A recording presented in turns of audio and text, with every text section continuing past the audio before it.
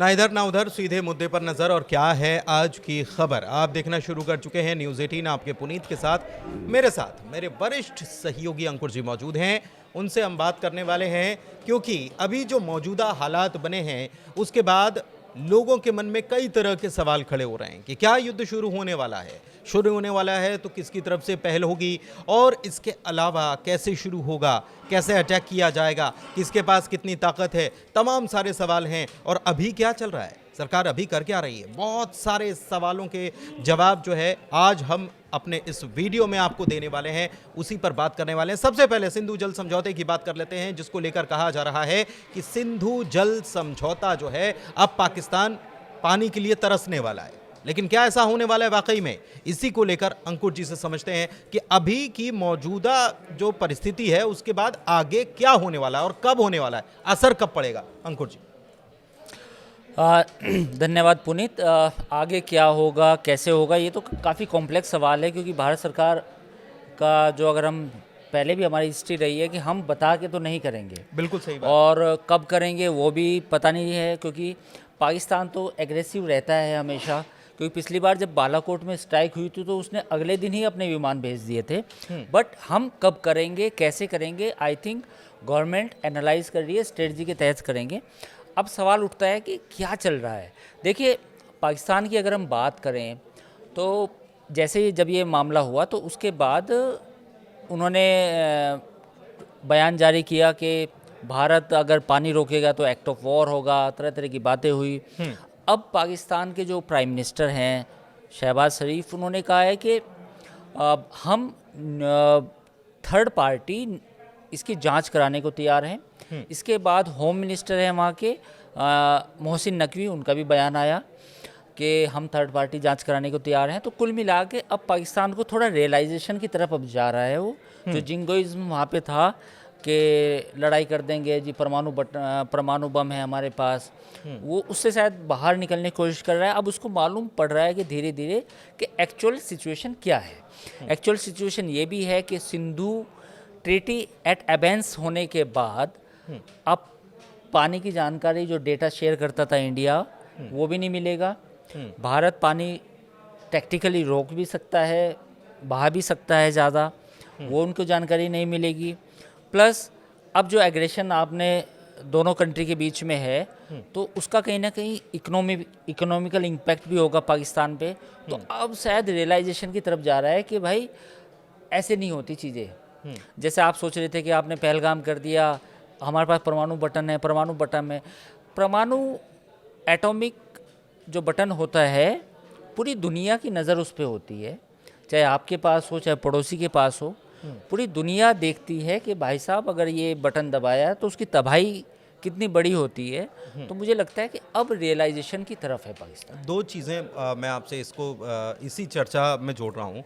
एक तरफ आपने कहा कि पाकिस्तान के प्राइम मिनिस्टर या दूसरे मंत्री जो हैं वो ये कह रहे हैं कि नहीं, अब हम थर्ड पार्टी इन्वेस्टिगेशन कराने के लिए तैयार हैं। रेलवे मिनिस्टर जो हैं पाकिस्तान के, वो कह रहे हैं कि हमारे पास वही बात जो कि भारत की तरफ से किसी वक्त में कही गई थी कि हमारे पास सजाने के लिए नहीं है। तो अब वो कह रहे हैं कि हमारे पास सजाने के लिए नहीं है, भारत की तरफ रुख करके रखा है। एक बात। दूसरी तरफ ये भी कहा जा रहा है कि पाकिस्तान ने ये जब प्रेस कॉन्फ्रेंस जब की थी तो मैं उसको सुन रहा था, उसमें ये कहा गया कि भारत का व्यापार हमने रोक दिया, उनको बहुत खासा नुकसान होने वाला है क्योंकि हम व्यापार डायरेक्ट भी नहीं करेंगे, थर्ड पार्टी भी नहीं करेंगे।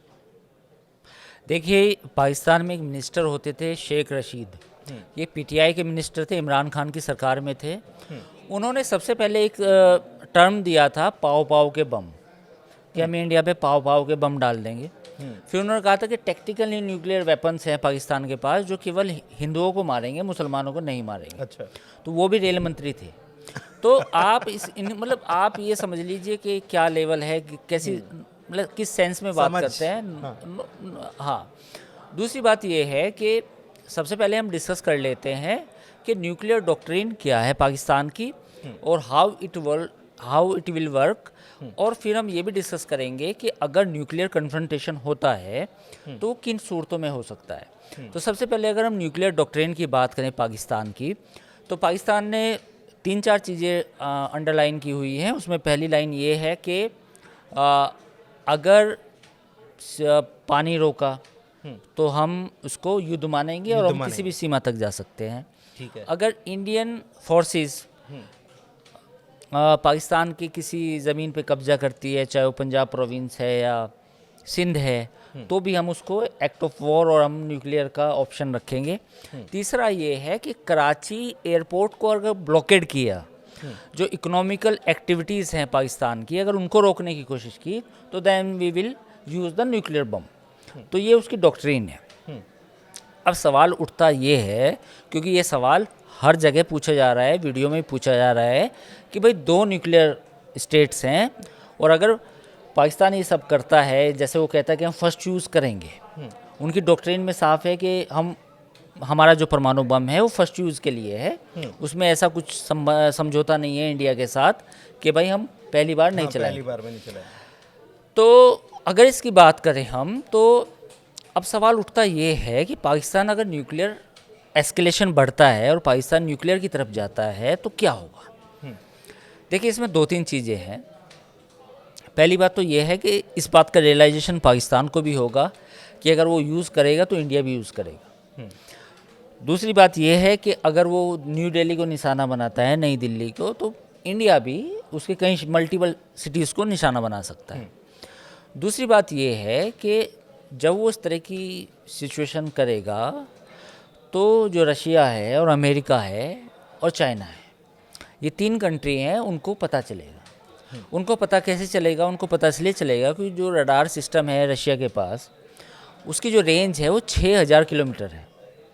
हाँ, और अमेरिका के पास जो रडार सिस्टम है उसकी रेंज भी तकरीबन इतनी है। तो यानी कि जब कोई बैलिस्टिक मिसाइल, क्योंकि वो मिसाइल से करना पड़ेगा, तो इस तरह जब होंगे तो वो ये तीनों कंट्री भी अलर्ट होंगे। इनके पास भी खुफिया जानकारी होगी कि ऐसा कुछ होने वाला है। तो मुझे लगता है कि एस्केलेशन इतने लेवल तक ना जाए, तो पूरी दुनिया चाहेगी कि वहाँ तक ना जाए।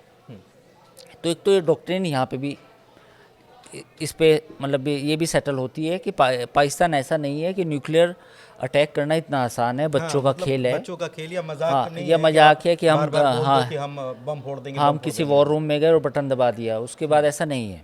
तीसरी बात यह है कि जो बैलिस्टिक मिसाइल सिस्टम है पाकिस्तान का, वो लगभग वो चाइनीज़ टेक्नोलॉजी का है, तो उसके पास सुपरसोनिक या हाइपरसोनिक नहीं है। हमारे पास ब्रह्मोस है।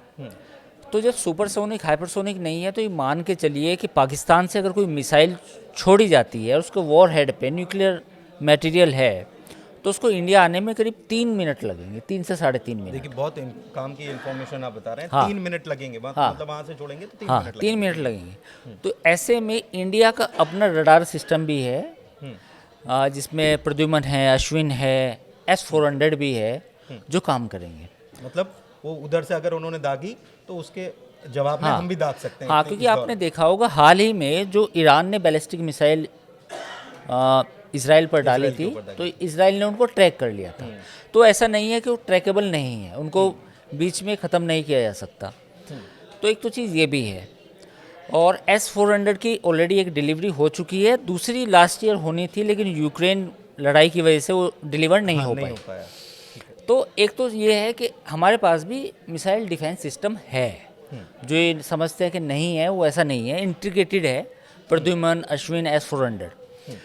तीसरी बात ये भी है कि अभी अमेरिका का जो रुख है इस पूरे कॉन्फ्लिक्ट या इस एस्केलेशन में, उस तरह से अमेरिका ने कोई बयान नहीं दिया है कि भाई आप मान जाओ, लड़ो मत या डीएस्केलेट करो चीज़ों को। बट अमेरिका, रशिया, चाइना, दुनिया भर की जो और जितनी भी ताकतें हैं, वो नहीं चाहेंगी कि एस्केलेशन का जो लैडर है वो वहाँ तक जाए। तो ये चीज़ भी है। तो पहला जो मैंने बात कही कि न्यूक्लियर एस्केलेशन होगा, वो इनसेन होगा जब भी होगा, वो फिर भावनात्मक होगा। लेकिन अगर हम अभी मौजूदा दौर की बात करें तो ऐसा नहीं लग रहा कि ये जो नेता, Actual में रेल मंत्री और ये जो बयान दे रहे हैं, इनका बयान का कोई मतलब नहीं है। तो ये चीज़ है। क्योंकि हम देखते हैं इजराइल और ईरान के बीच में भी काफ़ी पुरानी दुश्मनी भी है, और अच्छी खासी दुश्मनी है, लगातार युद्ध में हैं, एक दूसरे के ऊपर मिसाइलें दागी है उन्होंने।